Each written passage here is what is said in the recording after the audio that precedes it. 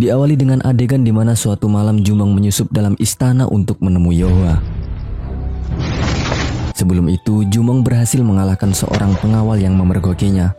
Saat melihat kehadiran anaknya, Yeohwa terkejut sekaligus bahagia.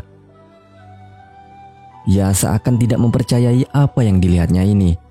Jumong meyakinkan jika ini bukanlah mimpi. Yeohwa menangis haru dan memeluk putra tercintanya itu. Di lain sisi, para penjaga melihat pengawal yang gugur akibat ulah Jumong. Kemudian melaporkan hal tersebut kepada Naru. Mendengar hal tersebut, Naru pun langsung memperketat penjagaan untuk menangkap penyusup tersebut.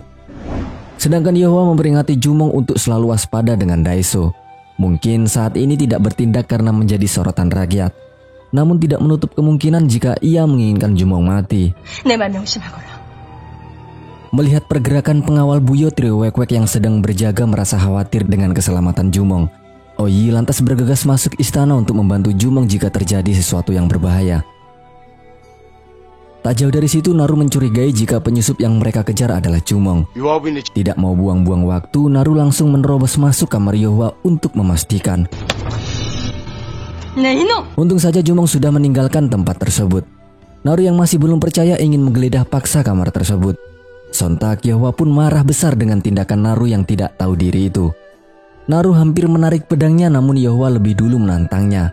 Yeohwa mempersilahkan Naru untuk membunuhnya jika berani. Melihat tandingannya tidak kalah berani, Naru pun terdiam dan meminta maaf. Lalu ia dan rombongannya pun meninggalkan kamar Yeohwa. Di lain tempat, Oyi sudah berhasil menemukan Jumong. Jumong langsung mengajaknya pergi karena menyadari jika keberadaannya sudah diketahui. Belum juga berhasil lolos, mereka dikepung oleh pengawal. Sebagai komandan dari para pengawal, Jumong mencoba meyakinkan mereka agar tidak terjadi pertumpahan darah antar mereka. Begitu pula dengan Oyi, ia mengingatkan kisah perjuangan yang telah mereka habiskan bersama dengan Jumong. Jumong juga menambahkan jika dirinya tidak akan melukai mereka walaupun mereka berusaha menyerangnya. Mendengar ucapan tersebut, para pengawal pun akhirnya luluh. Mereka pun memberi hormat pada komandan yang selama ini bersembunyi untuk menghindari keributan. Jumong berjanji suatu saat nanti akan kembali berjuang bersama mereka. Dan akhirnya Jumong dan Oyi pun berhasil lolos. Kini Jumong dan trio Wek-Wek sudah berkumpul. Tak sengaja di perjalanan mereka kepergok Doci dan Handang. Doci pun memerintahkan Handang untuk mengikuti Jumong. Handang sedikit ragu karena awalnya ia mengira itu adalah hantu dari Jumong. Naru mengabarkan patrolinya malam itu kepada Daeso. Daeso yakin jika tujuan Jumong kali ini untuk menemui Yeohwa ataupun Raja Gemwa. Sementara itu Yeohwa mengabarkan kepada Raja bahwa Jumong masih hidup. Ia berkeyakinan jika Daeso berusaha untuk membunuh Jumong. Raja yang mendengar kabar tersebut pun tersenyum senang seakan mendapatkan sebuah harapan baru. Balik lagi ke Handang yang masih mengikuti Jumong dan kebetulan Musong melihatnya. Keduanya membuat keributan yang membuat Jumong menyadari kehadiran mereka. Mengetahui ia sudah ketahuan, Handang pun langsung bergegas kabur. Kedatangan Musong tidak lain karena perintah dari Mbak Yuli yang menginginkan Jumong pergi dari Buyo. Entah kemanapun intinya, Jumong harus menjauhi Buyo supaya tidak terjadi hal buruk nantinya. Namun Jumong mengatakan jika ia masih belum bisa meninggalkan Buyo untuk saat ini. Scene berpindah pada rombongan pedagang Yontabal yang sudah tiba di Buyo. Tampak mereka sudah disambut oleh rombongan Mbak Yuli. Yontabal sebagai pemimpin dari klan Gerubu memutuskan untuk mundur dari posisinya dan mengangkat Susono sebagai penggantinya. Tentu Susono terkejut dan menolak. Terlebih ia merasa bersalah sebab dirinya lah pedagang dari klan mereka berada dalam bahaya. Susono juga merasa rendah diri dengan kemampuannya apabila menjadi pimpinan dari klan Gerubu. Walaupun begitu, Yontabal masih bersikeras dengan keputusannya. Ia mengatakan jika Susono harus bertanggung jawab atas semua tindakannya dan meyakinkannya jika Wotae dan Sayong akan berada di belakang Susono. Keputusan Yontabal sudah bulat walaupun Chaeryong sempat menentangnya. Chaeryong masih tidak terima dengan keputusan itu. Ia marah-marah di depan Yantak. Yantak mencoba menenangkan karena memang mereka tidak bisa menentang. Namun Chaeryong semakin memanas dan berencana bersekutu dengan Songyang dan kehancuran Gerubu pun ada di depan mata. Singkat cerita, Pak Jarwo mengucapkan selamat karena Susono telah diangkat menjadi kepala klan. Ia juga bertanya apakah Susono sudah bertemu dengan Pangeran Jumong. Tentu saja pertanyaan itu membuat Susono bingung. Barulah saat Pak Jarwo menceritakan kabar Jumong saat ini, Susono pun memahami akan maksudnya dan ia sangat terkejut sekaligus sedih. Bagaimana tidak, saat ini ia adalah istri dari Wotae dan itu membuat ia seakan-akan sudah mengkhianati Jumong. Mbak Yuli pun mencoba menenangkan, namun Susono masih belum bisa menerima kenyataan tersebut. Sembari memegang tangan Susono, Mbak Yuli beranggapan jika semua ini adalah takdir yang tidak bisa dirubah. Percakapan mereka berdua pun dilihat oleh Wotae dari kejauhan. Dari sorot matanya dapat dilihat bagaimana hancur perasaan Wotae. Dengan ditemani Sayong, Wotae yang awalnya anak baik-baik pun terpaksa harus minum arak. Ia merasa frustasi sebab tidak bisa melakukan apapun saat wanita yang dicintainya seumur hidup sedang bersedih.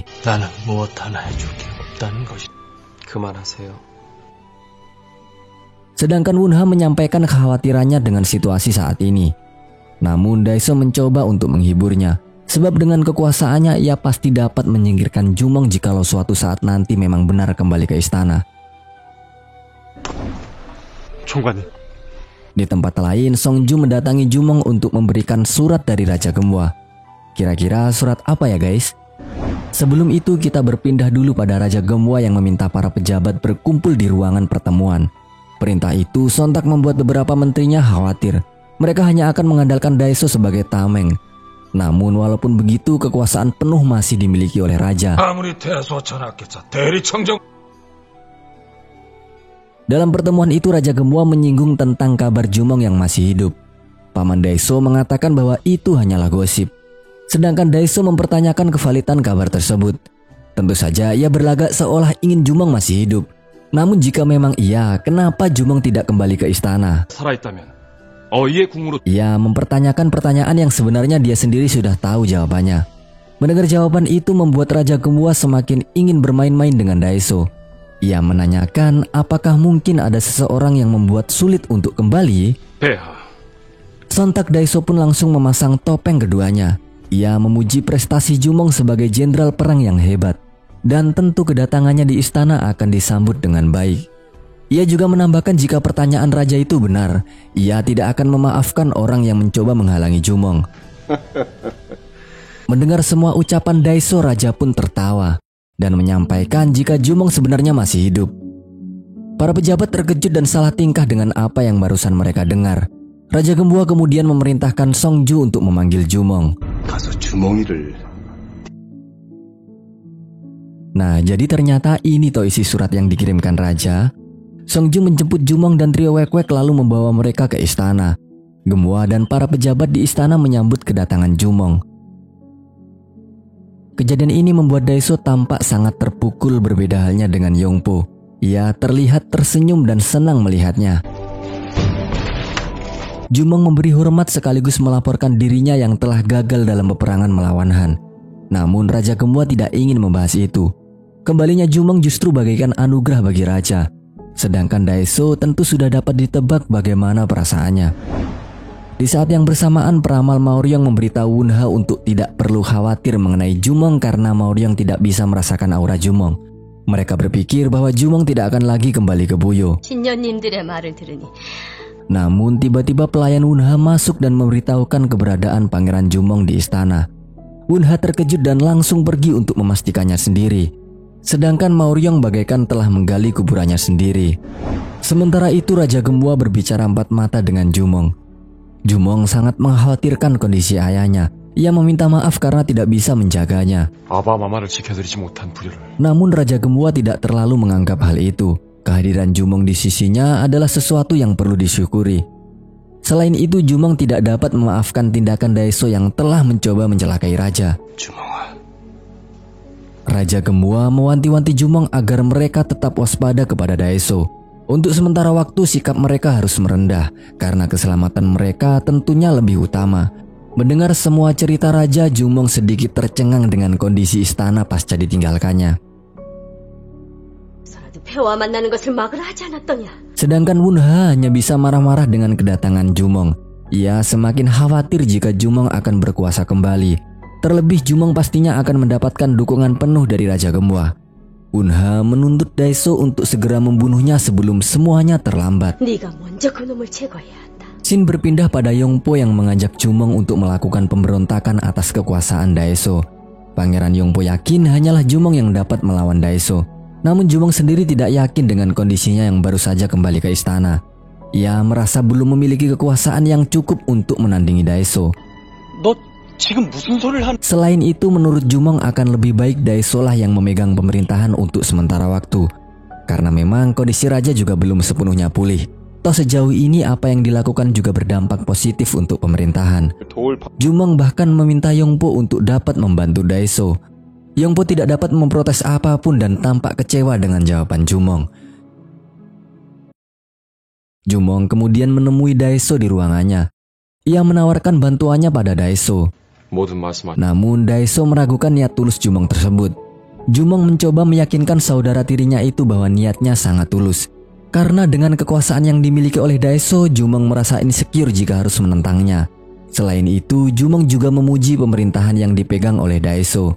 Faktanya Daeso mampu menstabilkan situasi dari kekacauan yang sebelumnya berlangsung. Tentulah Jumong tidak akan menghancurkan itu semua.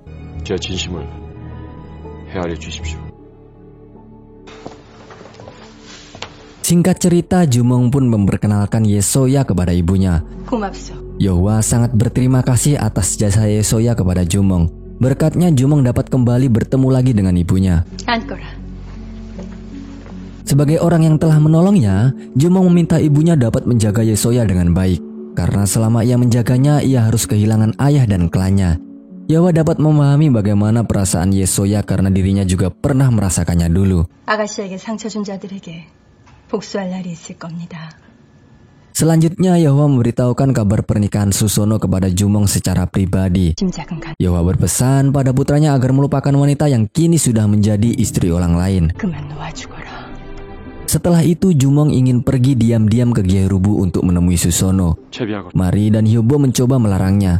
Namun Oyi tidak. Oyi berpendapat bahwa jika memang hubungannya berakhir maka harus diakhiri dengan baik-baik. Di Hyuntugon sendiri, Songyang meminta senjata baja dari Yangjong agar bisa sepadan melawan senjata baja milik Gyerubu. Tentu saja usulan tersebut disetujui oleh Yangjong. Songyang merasa puas dengan usahanya kali ini. Secara diam-diam, Chaeryong dan putranya Chanso datang menemui Songyang di kediaman Biryu. Mereka menawarkan kerjasama untuk menjatuhkan Susono dan membuat Chanso menjadi kepala klan Gyerubu. Jika Chanso menjadi kepala klan Gyerubu, maka Gyerubu akan membantu dan bersekutu dengan Biryu. Mendengar tawaran tersebut, si bocah tua nakal Songyang pun menerimanya. Para kepala klan Cholbun datang ke Gyerubu. Mereka melakukan pemungutan suara untuk menurunkan Yontabal sebagai kepala Cholbun.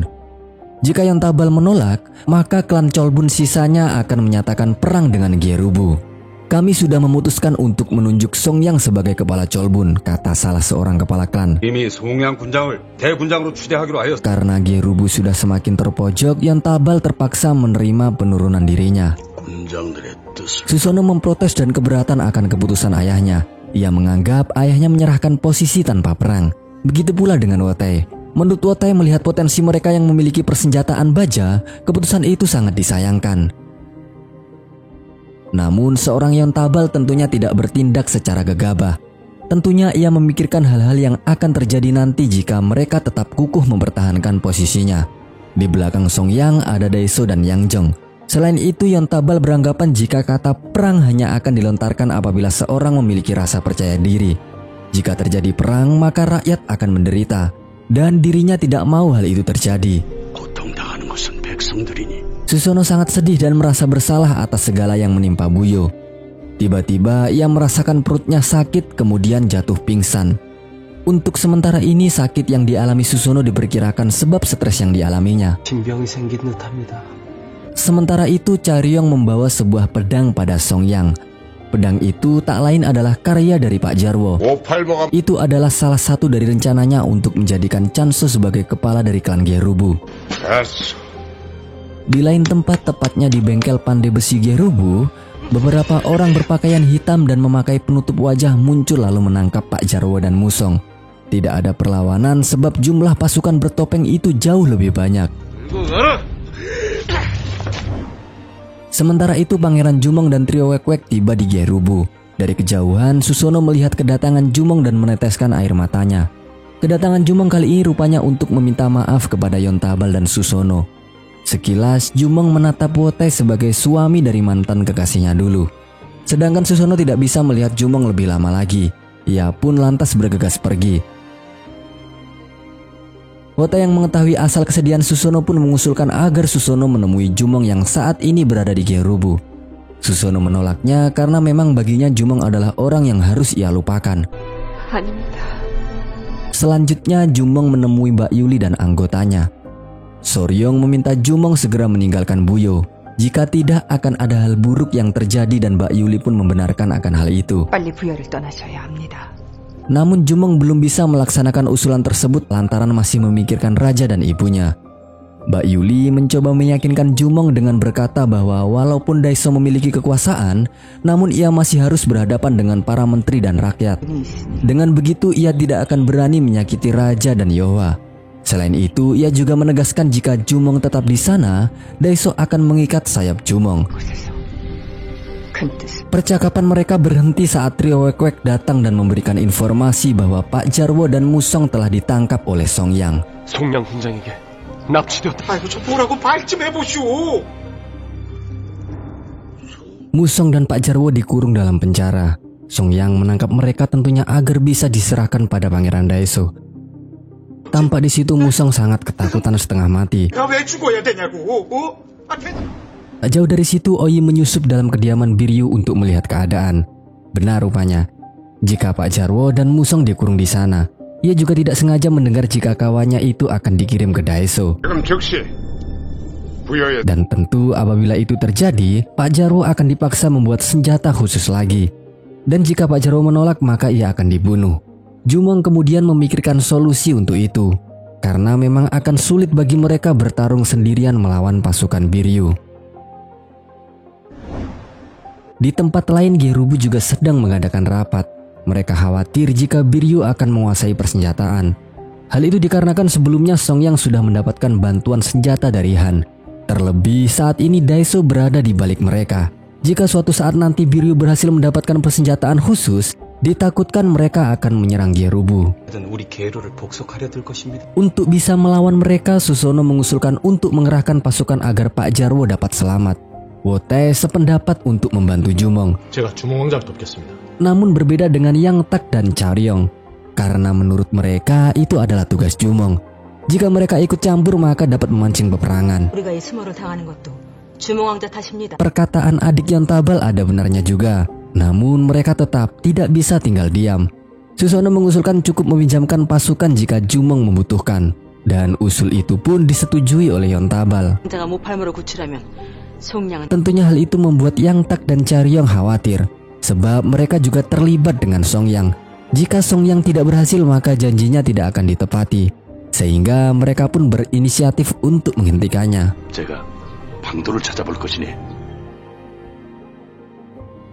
Yontabal dan Susono tidak mau buang-buang waktu. Mereka pun lantas menemui Jumong. Jumong terlihat sedikit tidak nyaman dengan kedatangan Susono. Dalam kunjungannya Yontabal menawarkan pasukan jika memang dibutuhkan. Namun dirinya tidak dapat terlibat secara langsung. Jumong dapat memahami alasan Yontabal tersebut dan Yontabal pun meninggalkan Jumong. Namun tidak dengan Susono.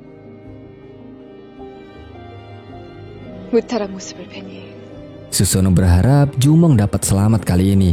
Suasana menjadi haru saat Susono memohon maaf atas sikapnya yang tidak bisa menunggu Jumong. Namun Jumong justru merasa bersalah sebab dirinya lah yang tidak bisa menjaga Susono. Susono menampik perkataan Jumong yang menyesali sesuatu yang sudah berlalu. Susono juga menyampaikan kata-kata akhir hubungan mereka.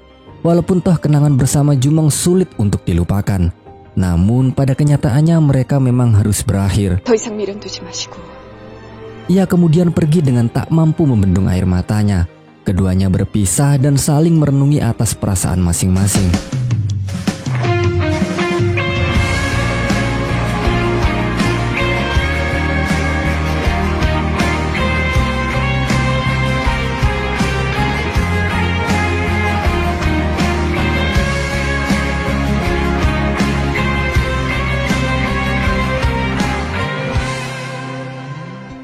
Scene berpindah pada Yang Tak dan Chaeryong yang melaporkan pada Song Yang bahwa Pangeran Jumong akan meminjam pasukan Yontabal. Mendengar itu, tentu saja Song Yang akan menambah jumlah pasukannya untuk melawan pasukan Jumong. Kabar pergerakan Jumong sudah sampai ke telinga Mbak Yuli dan peramal lainnya. Mereka tampak khawatir jika terjadi sesuatu yang tidak diinginkan. Mereka berencana menghentikan tindakan Jumong tersebut. Sedangkan Jumong dan trio Wek-Wek tengah membicarakan strategi penyelamatan mereka. Tiba-tiba Yang Tak masuk dan mengabarkan tentang rute yang akan dilewati pasukan Song Yang. Jumong berencana menyiapkan penyergapan terlebih dahulu. Jumong dan pasukannya bersiap menyergap di rute yang ditunjuk oleh Yang Tak. Tapi setelah lama menunggu, namun tidak ada juga tanda-tanda kemunculan pasukan Song Yang, sebab mereka merubah rute yang ditentukan sebelumnya. Tiba-tiba Sayong menghampiri mereka. Sayong memberikan info buruk bahwa mereka telah dikelabui oleh Song Yang. Rupanya jalur yang diberikan Yang Tak itu berubah dan pasukan Song Yang sudah melewatinya. Mungkin saat ini mereka sudah berada di wilayah Buyo. Kejadian ini membuat Oyi curiga dengan Yang Tak yang sudah bekerja sama dengan Song Yang. Jumong pun lantas mengajak trio Wek-Wek menuju Buyo. Sebelum pergi, Yobo mengatakan kepada Sayong untuk menjaga dirinya.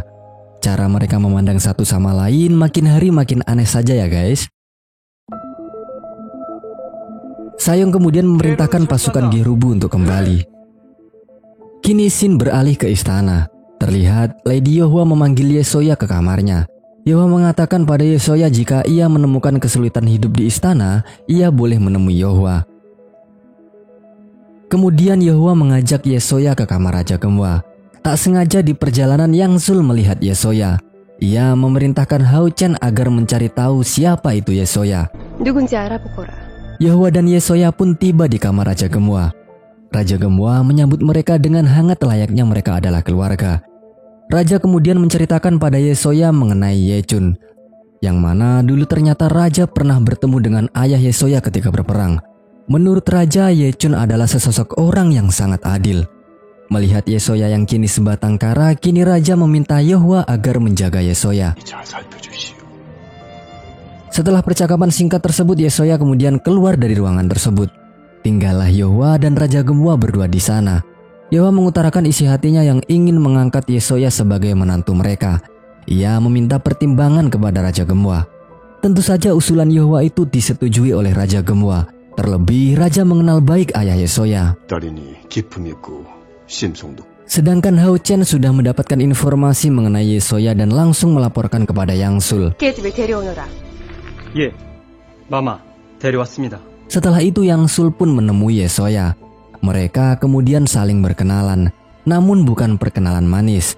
Yang Sul dengan sinis menunjukkan ketidaksukaannya terhadap Yesoya sebab ia sudah menyelamatkan Jumong. Padahal berdasarkan informasi yang diperolehnya, klan Yesoya telah menjual kuda ke Hyuntugon. Tapi Yesoya justru menolong Pangeran Jumong. Yesoya menjawab dengan santai jika alasannya sama dengan Yang Sul, yaitu menikahi pangeran dari negara musuh. Jawaban Yesoya tentu membuat Yang Sul tersinggung. Namun Yang Sul masih santuy menghadapi putri dari gubernur Hyuntugon tersebut. Yang Sul kemudian mengancam Yesoya karena mereka berada di sisi yang berlawanan. Ia tidak suka jika ada orang yang dapat menghalangi kejayaan Pangeran Daeso. Setelah pertemuan itu, Yang Sul merasa tertantang dengan adanya Yesoya. Di tempat lain, Jumong dan ketiga temannya melihat pasukan Song Yang dari jauh.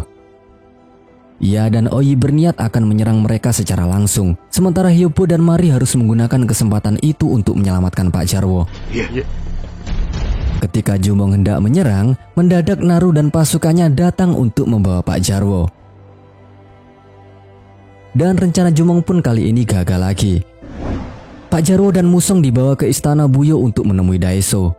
Setelah itu Daeso melihat pedang buatan Pak Jarwo dan memukulkannya ke besi. Pedang Pak Jarwo tetap utuh dan Daeso terkesan. Namun walaupun begitu, Pak Jarwo masih bersikeras tidak tahu menau tentang pedang itu. Hingga Daeso kehilangan kesabaran dan mengangkat pedangnya ke arah Pak Jarwo. Di tempat lain, Jumong dan trio Wek-Wek sangat mencemaskan Pak Jarwo. Jika Pak Jarwo terus berbohong, maka Daeso terpaksa akan membunuhnya. Scene berpindah pada Daeso yang meminta Naru mencari Jumong. Tujuannya karena Daeso ingin memperdaya Jumong agar dapat membujuk Pak Jarwo. Karena Jumonglah satu-satunya orang yang bisa melakukan itu. Jika Jumong gagal, maka ia harus membunuh Pak Jarwo. Tampaknya itu adalah cara Daeso untuk meyakinkan atas perkataan Jumong yang ingin membantunya. Namun jika Jumong berusaha membebaskan Pak Jarwo, otomatis Daeso akan langsung membunuh Jumong, ancam Daeso. 나는 주몽이를 죽일 것이다. Jumong dan trio Wek-Wek pun pergi ke bengkel pandai besi untuk menemui Pak Jarwo. Bagi Pak Jarwo, lebih baik mati daripada harus membuat pedang untuk Pangeran Daeso. Jumong memberikan jawaban mencengangkan dengan meminta Pak Jarwo mengikuti permintaan Daeso. 강철검을 만드세요. Pak Jarwo merasa keberatan karena takutnya pedangnya ditiru oleh bangsahan. 못합니다. Namun Jumong dengan sedih mengatakan jika Pak Jarwo tak bersedia membuat pedang untuk Daeso, maka Jumong sendiri yang akan membunuh Pak Jarwo. Setelah pertemuan itu, trio Wek-Wek mencoba mengikuti dan memberikan pertimbangan pada Jumong atas pilihannya yang lebih menurut perintah Daeso. Lalu Jumong seakan berubah pikiran dan meminta trio Wek-Wek untuk mengawasi Pak Jarwo. Tentunya agar Pak Jarwo mengikuti perkataannya. 정말 왜 저러세요? Tindakan Jumong yang mengikuti perintah Daeso tersebut membuat kawan-kawannya sangat kecewa. Baik itu Pak Jarwo maupun trio Wek-Wek. Oyi kemudian mengingatkan impian Jumong saat ingin melanjutkan perjuangan Jenderal Haemosu untuk menyelamatkan rakyat Gojusun. Yobo menambahkan jika Jumong sudah melupakan impiannya maka percuma keberadaan mereka di Buyo. Tanpa mereka ketahui, Jumong ada di dekat situ dan mendengar pembicaraan mereka. Kali ini Jumong berada dalam situasi yang sangat sulit ya guys. Malamnya secara langsung Jumong meminta Pak Jarwo membuat pedang. Walaupun Pak Jarwo sendiri tidak setuju. Namun ia mempercayai Jumong dan akan menuruti perintahnya. Perasaan Pak Jarwo hancur seakan dikhianati. Dengan terisak ia terpaksa membuat pedang khusus karyanya. Jumong kemudian menemui Daeso dan mengatakan bahwa Pak Jarwo sudah mulai membuat pedang. Daeso merasa senang dan menyuruh Naru menyiapkan jamuan karena ia ingin minum bersama Jumong. 네, 오늘 주몽이야. 마음껏 취해볼. Sementara itu Yongpo mendatangi peramal istana untuk mengetahui peruntungannya. Peramal itu mengatakan jika Pangeran Yongpo akan memiliki masa depan yang cerah sehingga membuatnya semakin percaya diri. 그게 정말이요? Berkat peruntungannya itu, ia merencanakan sesuatu yang rahasia bersama Doji. Doji kemudian membisiki Handang. Namun mulut ember Handang langsung nyeplos jika mereka akan membunuh Daeso. 날 죽이겠단 말씀입니까? Ini merupakan rencana gila yang mempertaruhkan nyawa untuk menghilangkan nyawa orang lain. Yongpo pun kembali ke istana. Di sana ia berpapasan dengan Daeso. Daeso menawarkan Yongpo untuk membantu menteri pajak. Namun Yongpo memasang tampang malas dan tidak tertarik dengan hal-hal berbau angka. Yongpo pun melawan kata-kata Daeso kemudian bergegas pergi. 영포야. Yongpo menemui Jumong dan mengatakan bahwa ia tidak tahan lagi pada sikap Daeso yang ingin menjadi pengganti sementara raja padahal kesehatan raja sudah membaik. Ia berkeinginan agar raja kembali ke tahta. Namun Jumong justru berkata bahwa suatu saat nanti raja akan mau mengakui kemampuan Pangeran Daeso. Sontak jawaban itu pun membuat Yongpo marah. Sikap Jumong kali ini benar-benar membuat banyak pihak kecewa. Di bengkel pandai besi, Pak Jarwo tidak ingin ada seseorang pun yang tahu mengenai rahasia pembuatan pedang. Oleh karena itu, ia menyuruh semua pekerja untuk keluar. Setelah selesai, barulah Pak Jarwo melaporkannya kepada Jumong. Keesokan harinya, Pak Jarwo sudah selesai membuat pedang. Jumong pun lantas menunjukkannya kepada Daeso di bengkel pandai besi. Reaksi Daeso tentu saja tertawa senang melihatnya. Namun berbeda dengan Jumong. Walaupun begitu, kali ini Daeso dapat mempercayai Jumong dengan baik. Singkat cerita, Dongsun dan Wangso datang ke Buyo atas perintah Yang Jong. Mereka menyampaikan pesan Yang Jong untuk membuat Buyo memberi jaminan agar tidak lagi terjadi perang. Selain itu, mereka juga meminta seseorang yang penting bagi Buyo untuk dikirimkan ke Chang'an. Maksudnya orang penting ini adalah sekelas pangeran misalnya. Tentu saja tujuan itu tak lain sebagai jaminan atau sandera jika Buyo berani melakukan sesuatu yang mengancam di kemudian hari. 왕자의 신분은 돼야 하지 않겠습니까? Kabar itu membuat gempar para menteri. Sedangkan Wunha dengan entengnya mengusulkan Jumong untuk dikirim. Namun Daeso sedikit keberatan sebab tentunya hal itu akan ditentang oleh Raja Gemwa. 아바마마께서 용납치 않으실 것입니다. Walaupun begitu, menurut Wunha tetap Daeso adalah pemegang kendali. Diskusi mereka dihebohkan dengan kedatangan Pangeran Yongpo. Namun ibunya menenangkan untuk tidak perlu khawatir, sebab Jumonglah yang akan dikirim bukan Yongpo. Jumong mendapatkan kabar jika dirinya akan dikirim sebagai sandera kenegarahan. Hal itu tidak menutup kemungkinan mengingat Ratu Wunha dan Daeso sangat membenci Jumong. Kabar itu juga sudah sampai ke trio Wek-Wek bahkan seluruh orang istana, walaupun kebenarannya sendiri belum dipastikan. 아직 결정된 것은 없다. 부여를 떠나는 것이 낫습니다. Hingga suatu ketika Jumong mendapatkan panggilan Daeso. Awalnya Daeso masih basa-basi dengan membahas kelebihan Jumong. Ia juga memuji sekaligus berterima kasih atas bantuan Jumong selama ini. Dan kini saatnya Daeso menyampaikan tujuannya kali ini untuk memanggil Jumong ke ruangannya. Daeso mengatakan hal ini sangat sulit untuk diputuskan, yaitu mengirim Jumong ke negarahan. Daeso bilang Jumong bisa belajar karena di sana negaranya sangat luas. Apabila sudah selesai nanti, maka Daeso akan menyiapkan jabatan yang tinggi untuknya. Daeso juga menyampaikan jika dirinya masih belum sepenuhnya mempercayai Jumong. Namun apabila Jumong mau menerima perintah ini, maka Daeso akan lebih memperhatikan orang terdekatnya.